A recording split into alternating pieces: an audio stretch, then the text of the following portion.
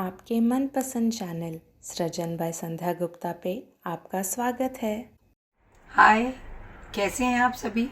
पिछले हफ्ते आपने डॉक्टर मुकेश गुप्ता और डॉक्टर सरिता नायक से मेनोपॉज और एंड्रोपॉज के बारे में जाना।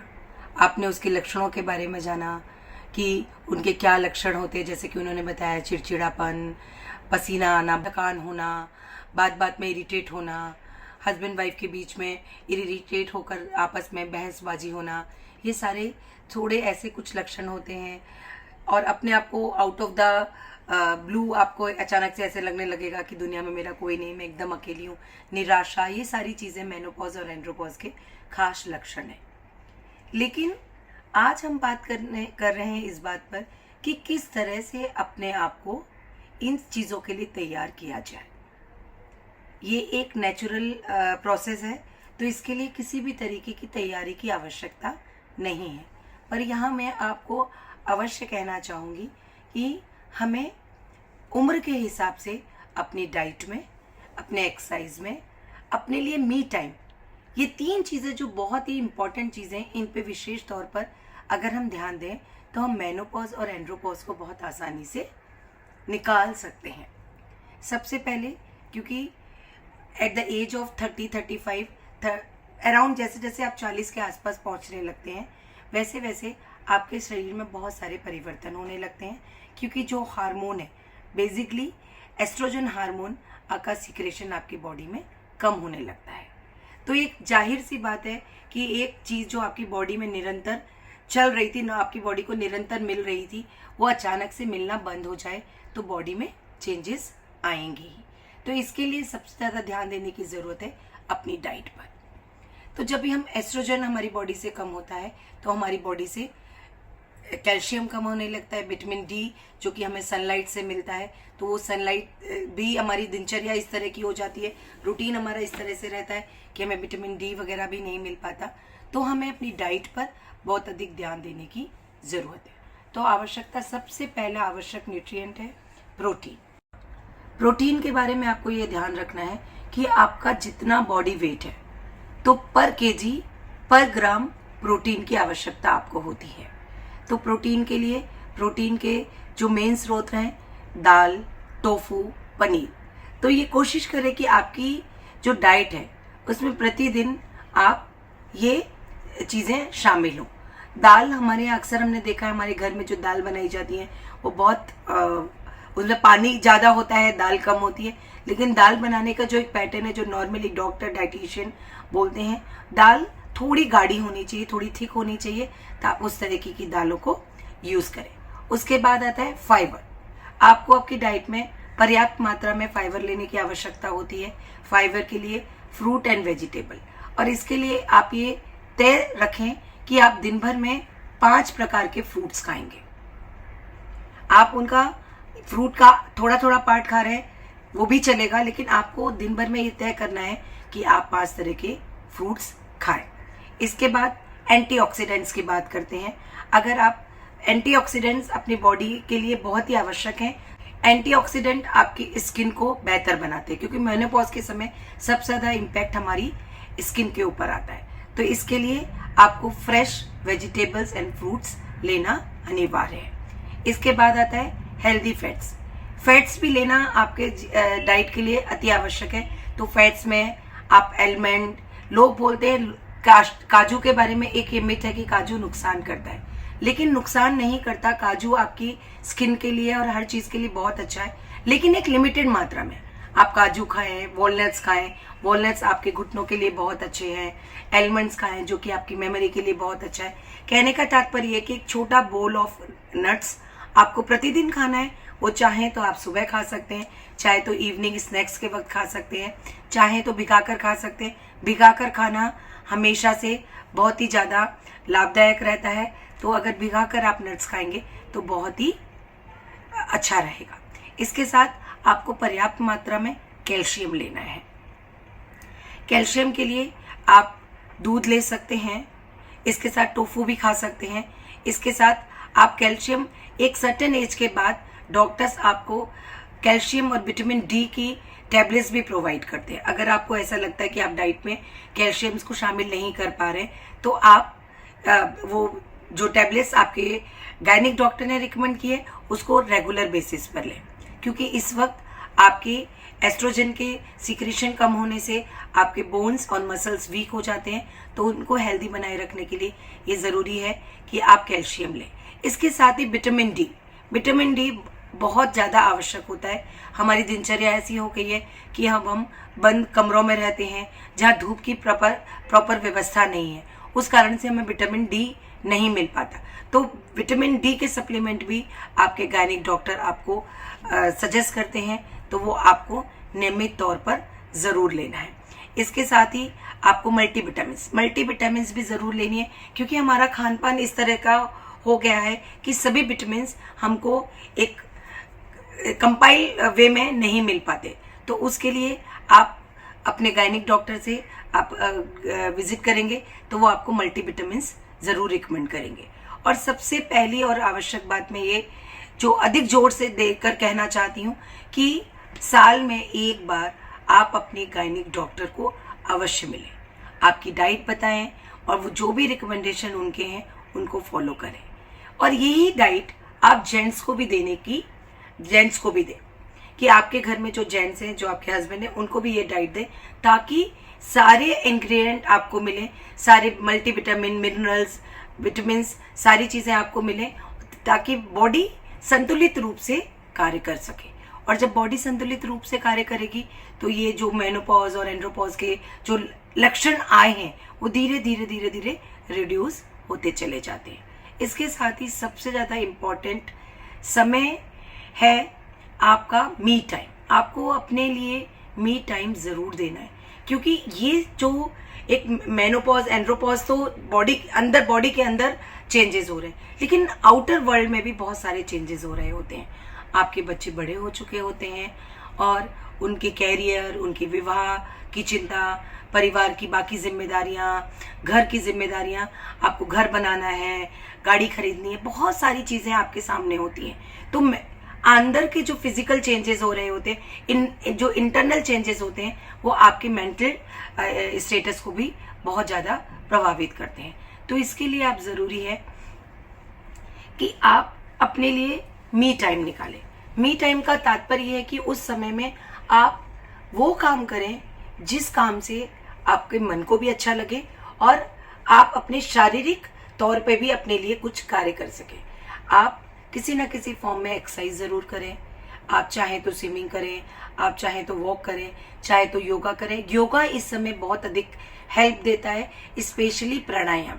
देखने में प्राणायाम बहुत ही साधारण सा लगता है, अरे सांसों पर क्या ध्यान देना, लेकिन अगर एक बार आप प्राणायाम करना शुरू करेंगे और सांसों पर ध्यान देकर प्राणायाम करना जब शुरू करते हैं तो आप पाएंगे कि ये बहुत ही महत्वपूर्ण चीज़ है जो कि आपको लाभ दे रही है। इसके साथ ही अच्छी अच्छी किताबें पढ़ें, मोटिवेशनल स्पीकर्स को सुने और जो आपका मन पसंदीदा कोई भी एक एक्टिविटी जो आप बचपन में किया करते थे, यंग एज पे किया करते थे, जिससे आपको अच्छा लगता था, वो भले ही मूवी देखना हो, भले ही कहानियाँ पढ़ना हो, कहानियाँ लिखना हो, पोएम्स लिखना हो, दोस्तों के साथ घूमना हो, वो सारी चीज़ें अपने दिनचर्या में शामिल करें, जो कि अति आवश्यक है। जब आप ये करते हैं, मेनोपॉज और एंड्रोपॉज फिजिकल चेंज से ज़्यादा वो हमारा मेंटल चेंज है। और मेंटल चेंज क्यों है? क्योंकि इस वक्त फिजिकल जो चेंज हो रहे हैं, फिजिकली तो सिर्फ हार्मोन्स का सिक्रेशन कम हो रहा है, लेकिन आउटर वर्ल्ड में बहुत सारे चेंजेस हो रहे हैं। तो आपको उन चेंजेस के साथ कोप अप करना है। आपके पास कोई एक ऐसा मित्र जरूर होना चाहिए जिससे कि आप अपने मन की बात या आपके मन और शरीर के अंदर जो चेंजेस हो रहे हैं उसके बारे में बात कर सकें और अपने मन को हल्का कर सकें। ये बहुत बहुत बहुत ज़रूरी है। आफ्टर 40, मैं तो बोलूँगी आफ्टर 40 नहीं, किसी भी एज पर आपको कोई भी बात दिल के अंदर इतने गहरे तक नहीं रखनी है कि वो आपको आत्मग्लानि देता रहे या आपको स्ट्रेस देता रहे। जो भी बात है आप कह डालिए किसी ऐसे व्यक्ति से जो आपके मन को समझ सके। नहीं भी समझ सके तो आपकी बात को सीक्रेटली अपने पास रख सके, दूसरों के साथ डिस्कस ना करें। सबके जीवन में ऐसा व्यक्ति कोई ना कोई होता है। किसी के जीवन में वो जीवन साथी हो सकता है, किसी के जीवन में वो दोस्त हो सकता है, किसी के जीवन में वो बच्चे हो सकते हैं, किसी के जीवन में वो गुरु हो सकते हैं। तो आप सबसे पहले ज़रूरी है कि आपके पास, और मैं कहती हूँ अगर आपके पास कोई भी नहीं है तो please please visit a counsellor and talk to them about your physical and mental changes, what you are visualizing कि क्या क्या मेरे जीवन में हो रहा है, ये हो रहा है, इससे मैं कोप अप नहीं कर पा रहा हूँ, ये हो रहा है, ये चीज़ मुझे परेशान करिए। अगर कोई भी चीज़ आपको 15 से 20 दिन से ज़्यादा परेशान कर रही है तो ये चीज़ आप किसी के साथ डिस्कस करें। काउंसलर ज़रूरी नहीं है वो प्रोफेशनल काउंसलर हो। काउंसलर इज़ अ पर्सन जिसके सामने आप अपने मन की बात कर सकें और वो बातों में आपको सॉल्यूशंस, आप बात में वो आपके मुंह से आपके सॉल्यूशंस निकलवाएं। तो बातचीत करके आप अपने सॉल्यूशंस ढूंढ सकते हैं। आपको मैंने कहा कि किसी भी फॉर्म में एक्सरसाइज ज़रूर करें। इसके साथ ही अपना मनपसंद जो आपकी हॉबी है उस हॉबी पर ध्यान दें कि जो हम छोड़ चुके थे बचपन में, यंग एज पर जो चीज़ें छूट गई हैं, अपने कॉलेज के दोस्तों से वापस मिले हैं, सोशलाइजिंग करें। आजकल तो बहुत सोशल मीडिया के माध्यम से बरसों पुराने दोस्तों को हम ढूंढ पाते हैं।